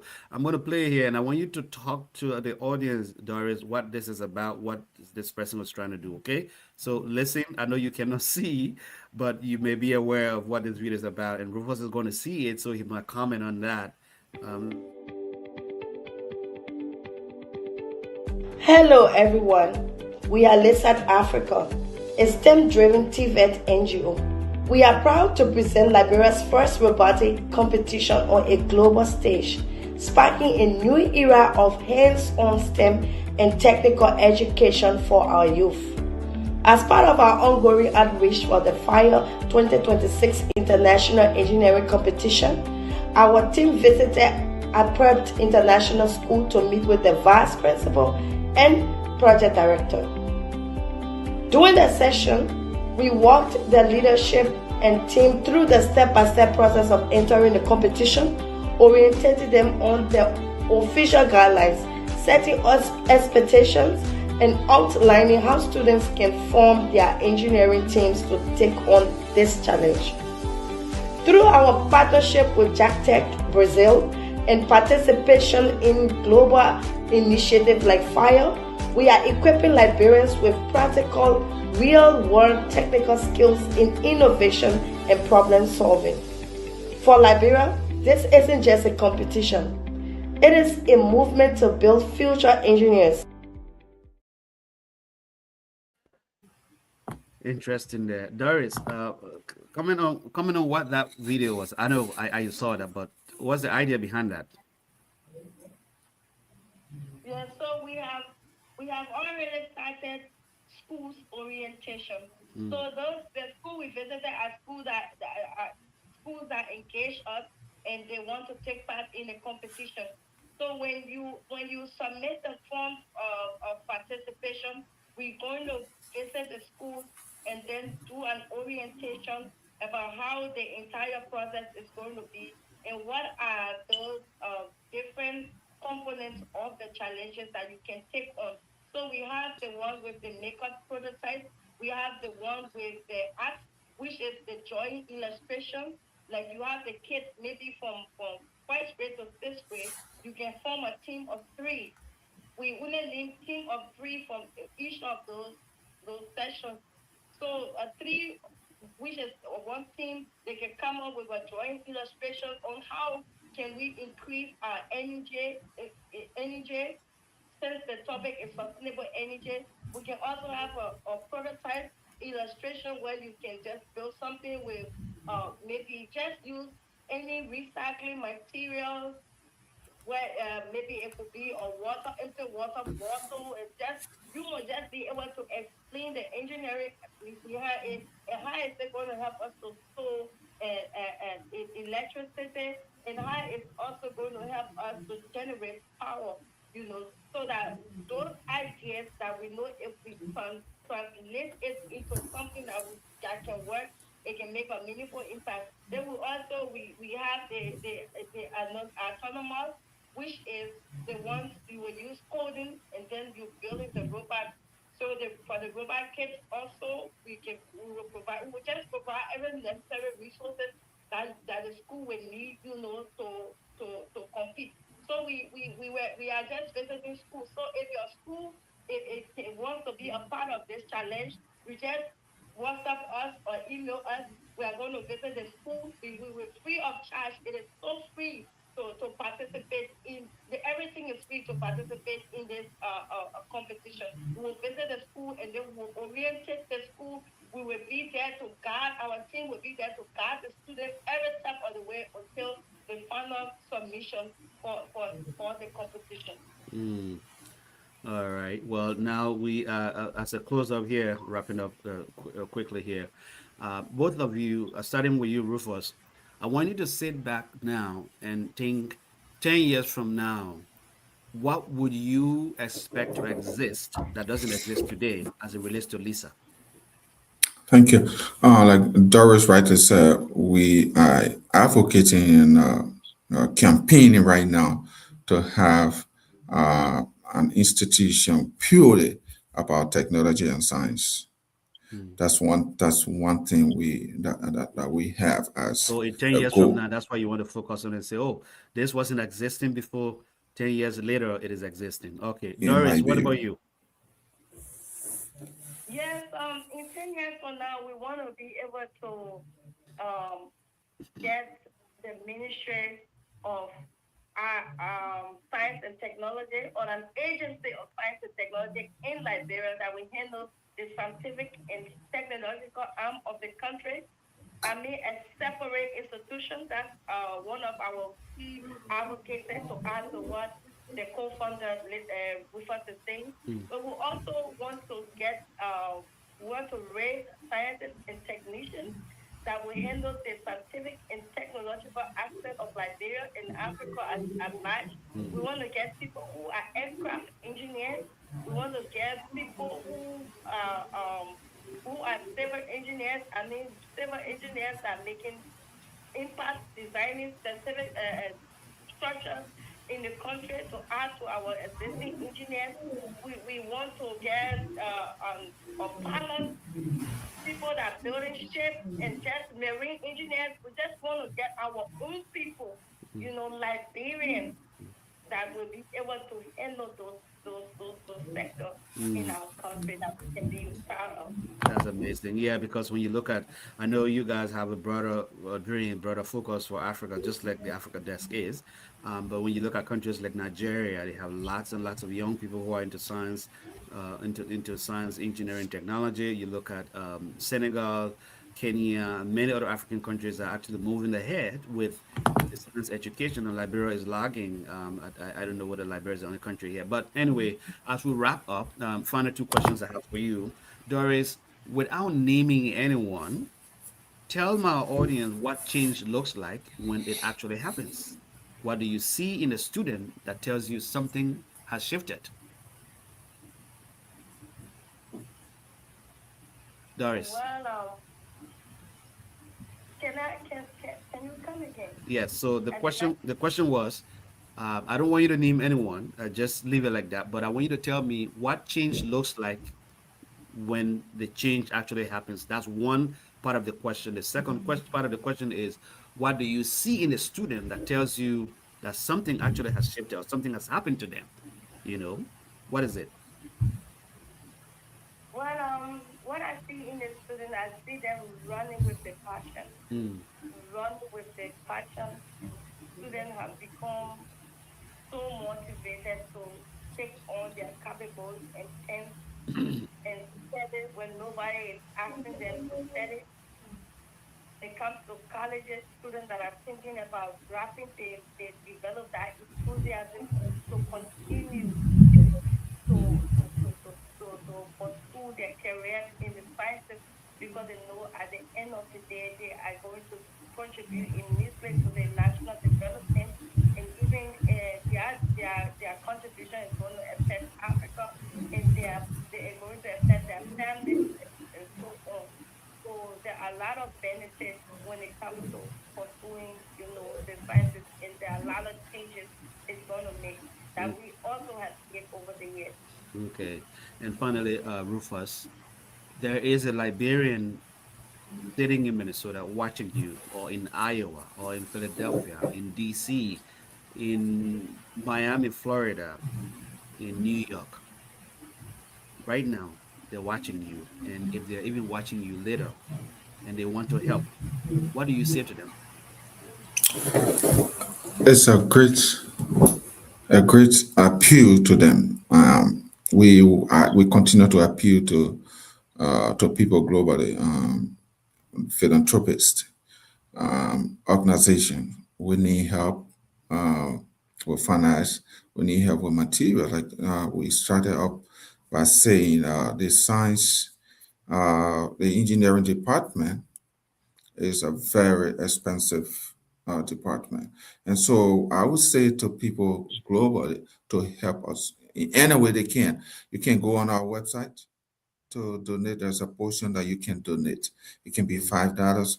If you have any material that you think you can help Lisa Africa, of course, you can reach out to, if you go on again on our website, we have all of the information there. It's lisaafrica.org. Mm. That's LESSATAFRICA.org. If you go there, just browse it. It's going to tell you everything. Yeah. So yeah, people in Minnesota, Iowa, any part of the world watching, this Africa is in need of help. Mm. We are And doing that for our youthful population or generation now and generation to come in Africa. Doris, final questions to you. Maybe I'll throw that at you too, Rufus. Is there anything in your mind, Doris, that perhaps you want to share with the audience that I did not ask you? Perhaps it slipped my mind, or I didn't think about it. Please go ahead and say that which you want to say in probably a minute. And Rufus, be thinking about the same thing too. If there is anything in your mind you want to share with the audience or with the Liberian government that I didn't ask you about, please go ahead. Lisa, sorry, Lisa. Doris, I'll start with you. Yeah, people always coming with that. Yeah, so what I want to say is for the autonomous side of the competition, because we will need to buy materials, we are raising funds. Any contribution that people can make, we will appreciate it because we will have to help those schools. We don't want to go to the schools and tell them, oh, you have to buy this, buy that. No, we want to be able to produce everything because this is Liberian competition and we want to put Liberia out there. So we asking Liberians to contribute, every way they can so that we can be financially able to help those kids with all the materials that they will need to enter the competition. So close. I don't know if you ask for a closing comment. Yes, closing comment. Yeah, that was your closing comment, but you can go ahead. Yeah, yeah. So to close, I just want to say that to all the students that are listening to me, including parents, 80% of the success as a student is your mindset. So that is why, like we say, Liberians encourage the students because we need to spark something that maybe is dying in someone. So because 20% is the mechanic. So I can have all the scientists and all the technique in this world, but if I don't believe that I'm worthy of success, that I can figure things out, that if it's a mathematics problem, I can figure it out. It's not going to work. So I want you to know that 80% of your success, it depends on your mindset. You can make it, you can help Liberia to become a great country. Thank you. Thank you, Doris. Rufus, your closing Yeah. comment.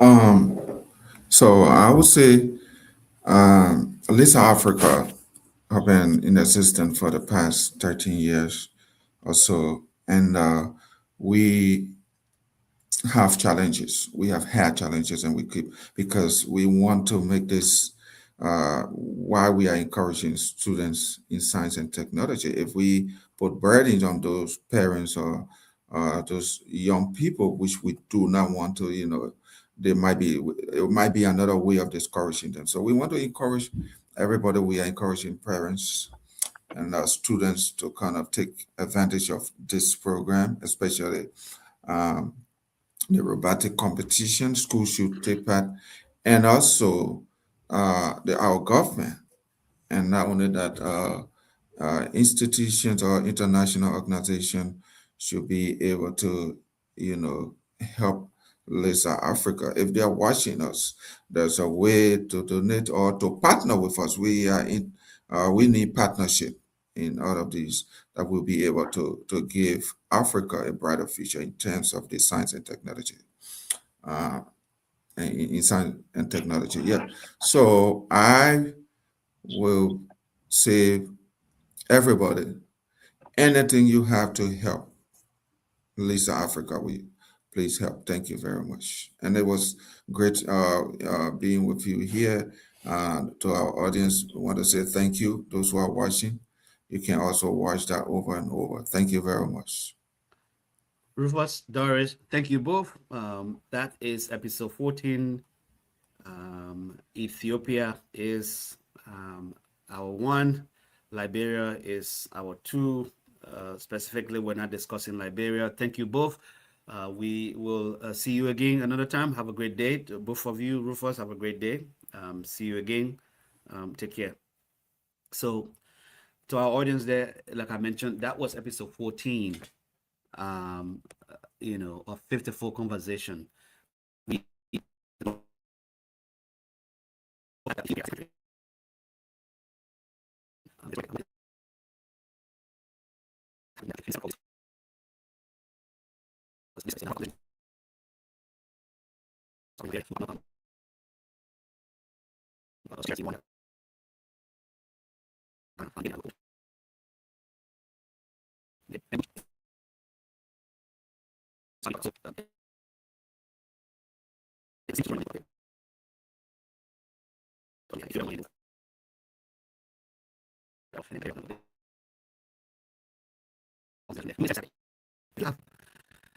an organization, if you are involved in any work that is,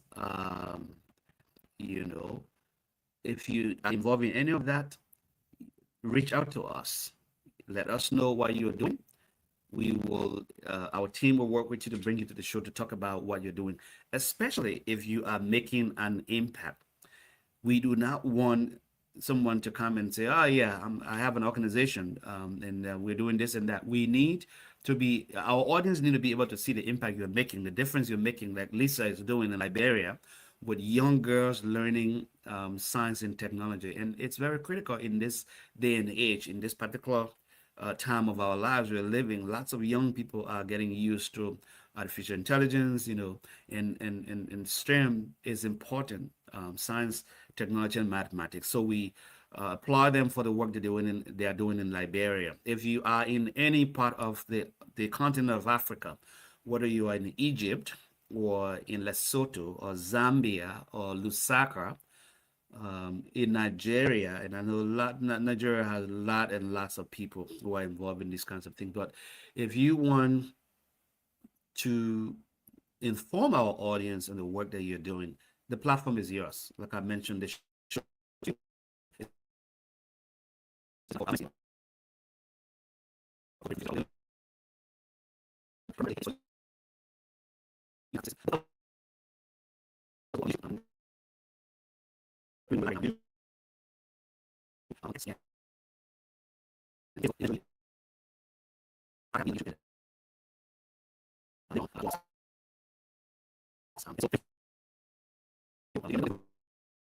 With your friends, your relatives, your co-workers, tell them about the Africa Desk, that it's a platform for them where they can come and discuss Africa.